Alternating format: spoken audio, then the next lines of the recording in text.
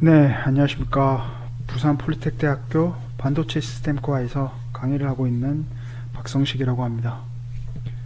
저는 반도체 후공정 중 하나인 테스트 공정 엔지니어로 10년 정도 근무를 하고 작년에 임용이 되어 강의를 시작하게 되었습니다.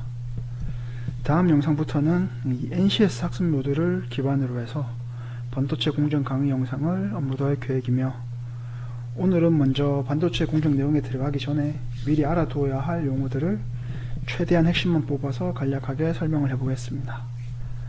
NCS 학습 모듈은 여기 NCS 웹사이트로 들어가셔서 19번 전기전자, 3번 전자기기 개발, 소분류의 반도체 개발, 세분류의 반도체 제조를 누르시면 반도체 공정과 관련된 NCS 학습 모듈을 받으실 수가 있습니다.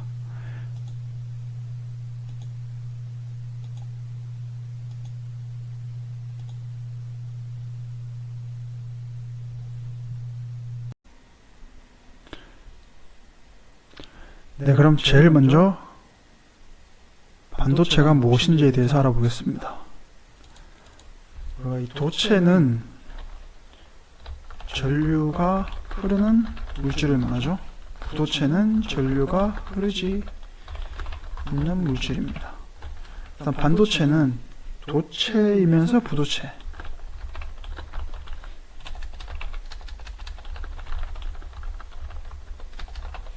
도체이면서 부도체, 전류가 흐를 수도 있고 흐르지 않을 수도 있는 물질을 말하죠.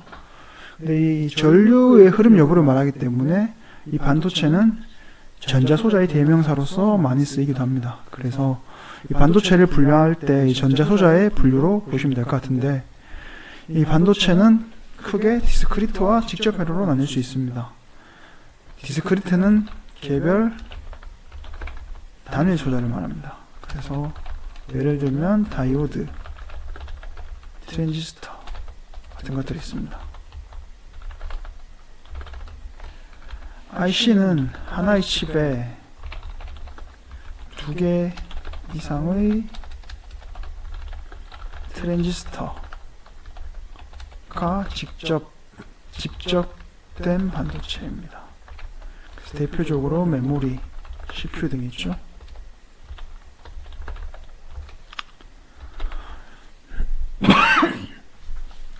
이 반도체는 정류, 증폭, 변환, 전환, 저장, 기억, 계산, 연산, 제어의 역할을 하게 되는데, 각각의 의미를 보면 정류는 직류를 교류로, 교류를 직류로 바꿔주는 것을 말합니다.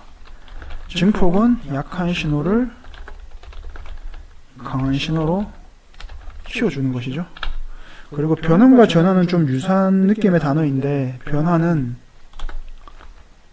이제 가장 대표적으로 발광 다이오드 LED가 있는데, LED가 전기 에너지를 빛으로 바꿔주는 거죠. 즉 전기 에너지를 빛 등의 다른 에너지로 바꾸는 것입니다.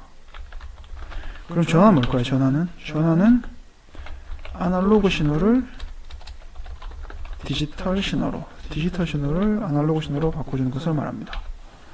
저장 기억은 어떻게 표현할 수 있을까요? 저장 기억은 정보 혹은 데이터를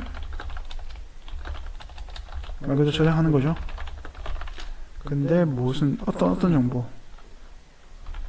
컴퓨터가 저장 기억을 하려면 프로그래밍 된 정보를 저장하는 것이죠. 그리고 계산 연산은 말 그대로 사칙 연산, 논리 연산을 수행하는 것이죠. 제어는 장비, 기계를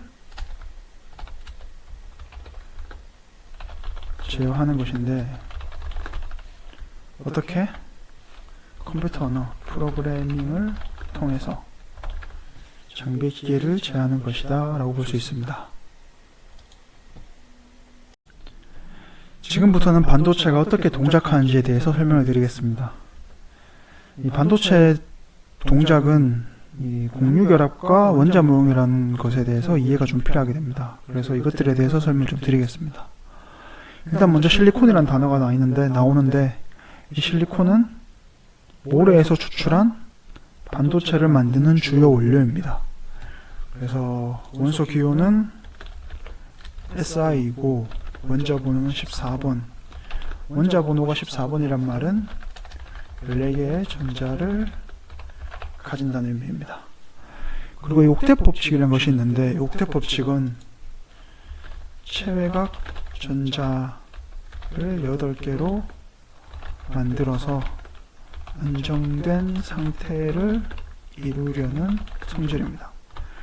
그래서 여기서 안정된 상태라는 것은 이제 내가 나을 수 있게 본인이 그 상태를 유지하기 위해서 다른 원소들과는 화학적 결합이 잘 이루어지지 않는 그 상태를 만들려는 성질을 말하는 것입니다. 그렇고 이제 우리가 실리콘의 전자가 14개라고 했는데 이 전자가 어떻게 배치되는지에 대해서 좀 말씀드려 보겠습니다. 그래서 이 실리콘의 전자 배치를 설명할 때는 그 보어의 원자 모형을 가지고 설명하는 경우도 있고, 이제 오비탈의 전자 배치를 가지고 설명하는 경우도 있는데, 이제 저는 오비탈의 전자 배치를 가지고 왔습니다. 그래서 실리콘의 오비탈 전자 배치는 1s2, 2s2, 2p6, 3s2, 3p2가 있는데, 여기서 일단 결론적으로 말하자면 실리콘의 체외각 전자는 4개다.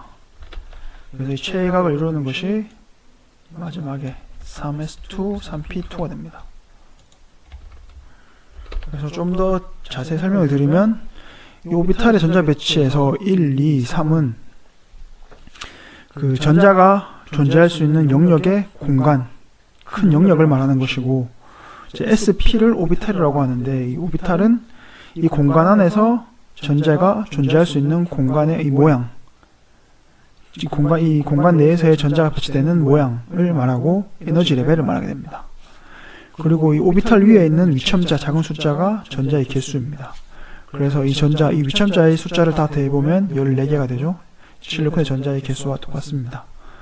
그래서 실리콘의 이 오비탈 전자 배치를 보면 실리콘은 1, 2, 3, 이 세 개의 이 전자가 배치할 수 있는 공간을 가지게 되고, 영역을 가지게 되고, 그 영역 중에서 가장 최외각 영역이 3이 됩니다. 그래서 이 최외각 영역에 SP라는 오비탈에 각각 2개씩 전자가 존재하기 때문에 이 실리콘은 최외각 전자로 4개를 가진다라고 볼 수 있습니다. 조금 더 설명을 드리면 오비탈은 S, P, D, F가 있고, 이 S 오비탈은 최대 2개의 전자를 가질 수 있고, P 오비탈은 최대 6개의 전자를 가지고 있습니다. D 오비탈은 최대 10개의 전자, F 오비탈은 최대 16개의 전자를 가질 수 있습니다. 그리고 S, P, D, F가 어떤 모양인지에 대한 정의도 있는데, 오비탈에 대한 좀 더 자세한 내용은 이제 다른 유튜브를 검색해 보면 많이 나오니까 한번 직접 공부를 해보시기 바랍니다. 그렇고 이제 죄송합니다. 이 실리콘의 공유 결합을 통해서 순수한 실리콘으로 만들어진 반도체를 진성 반도체라고 합니다.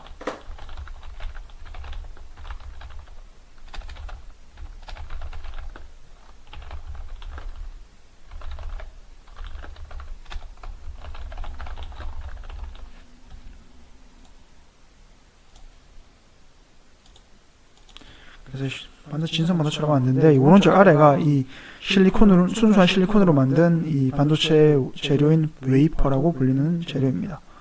그래서 이게 웨이퍼라는 것이고, 실리콘의 공유 결합으로 만들어져 있다. 이게 실리콘입니다. 실리콘. 우리가 앞서서 진성 반도체에 대해서 얘기를 했었는데, 순수한 실리콘으로 만들어진 반도체를 진성 반도체라고 했고, 이 실리콘으로 만들어진 웨이퍼 사진을 봤었습니다. 근데 이 진성 반도체, 순수 반도체라고도 하는데, 이 진성 반도체는 전류를 흘릴 수 있는 능력이 없습니다. 그래서 이 진성 반도체에 불순물을 첨가하게 되는데, 이 불순물을 첨가하는 작업을 도핑이라고 합니다. 그래서 이 도핑이라는 것은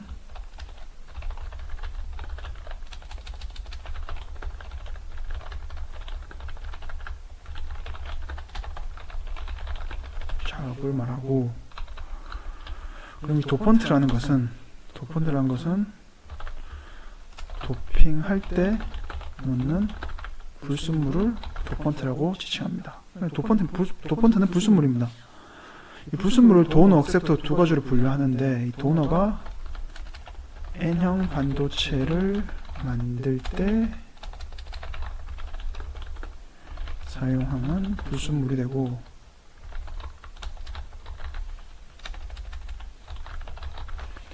억셉터가 P형 반도체를 만들 때 사용하는 불순물입니다.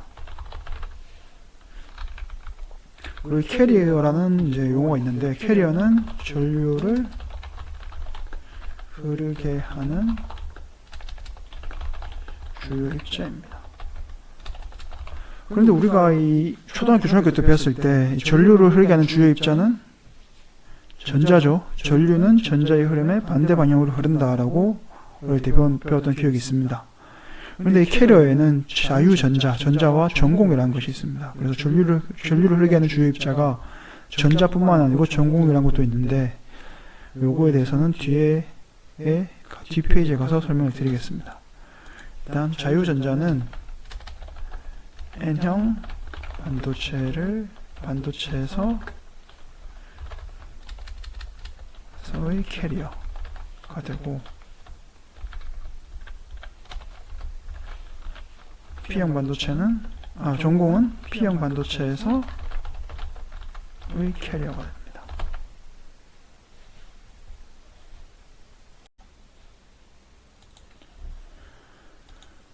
네, 우리가 페이지에서 불순물 반도체를 얘기했는데, 이 불순물 반도체를 만들 때 N형, P형 반도체에 대한 단어가 나왔었죠. 그럼 각각 이 N형 반도체는 무엇이고 P형 반도체가 무엇인지에 대해서 설명드리겠습니다. 그래서 N형 반도체는 목가원소라는 것은 최외곽 전자가 5개를 가지는,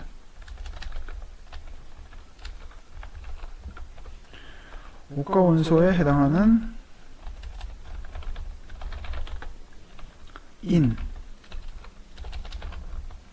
비소를 도너로 사용하여 자유전자를 통해 전류를 흐르게 하는 반도체입니다. 그래서 이 왼쪽 아래 사진을 보시면, 이제 우리가 옷가원소 인이 최외곽 전자를 5개를 가지고 실리콘이 최외곽 전자 4개를 가지고 있으니, 공유 결합을 하게 되면, 옥텟 법칙을 통해서 공유 결합을 하게 되면 전자 하나가 남게 됩니다. 그래서 이 남는 전자가 존재하게 되고, 이 상태에서 전압을 걸어두게 되면 전압 방향에 따라서 이 남은 전자가 이동하게 돼서 이 자유전자의 흐름을 통해서 자유전자가 캐리어가 되어서 전류가 흐르는 것입니다. 그렇다면 P형 반도체는 어떤 것이냐? P형 반도체는 삼가원소, 즉 최외곽 전자 3개를 가진 삼가원소에 해당하는 붕소, 알루미늄을 도너가 아니죠. P형에서는 억셉터라고 했죠. 억셉터로 사용하여 자유전자가 아니라 전공을 통해 전류를 흐르게 하는 반도체입니다. 근데 이게 우리가 전공이 흐른다는 표현이 맞을까요? 전공은 그냥 빈 위치인데 전공이 흐른다라는 말이 좀 이상을 하죠. 그래서 좀 구조 살펴보면, 우리가 이제 이 실리콘이 가지는 최외곽 전자 4개와 붕소가 가지는 최외곽 전자 3개가 만나면 총 7개가 됩니다. 근데 실리콘은 옥텟 법칙을 따르기 때문에 8개의 최외곽 전자를 8개로 만드는 성질을 가지고 있습니다. 그러다 보니 이 공유 결합을 이룰 때 이 빈 공간, 자리가 하나가 나게 되고, 그 자리에 이제 실리콘들이 자꾸 메꿔지면서 그 공간이 위치가 바뀌게 됩니다. 근데 이 바뀌는 위치가 마치 전공이 흐르는 것처럼 보이기 때문에 이 전공을 통해서 전공을 흘러서 전류가 흐른다는 설명을 하지만 실제로는 이 전자가 움직이면서 공간을 채우게 되고 공간을 채우면서 그 공간의 위치가 바뀌기 때문에 전공의 위치가 바뀌기 때문에 마치 전공이 흐른 것처럼 보이는 거다라고 보시면 될 것 같습니다.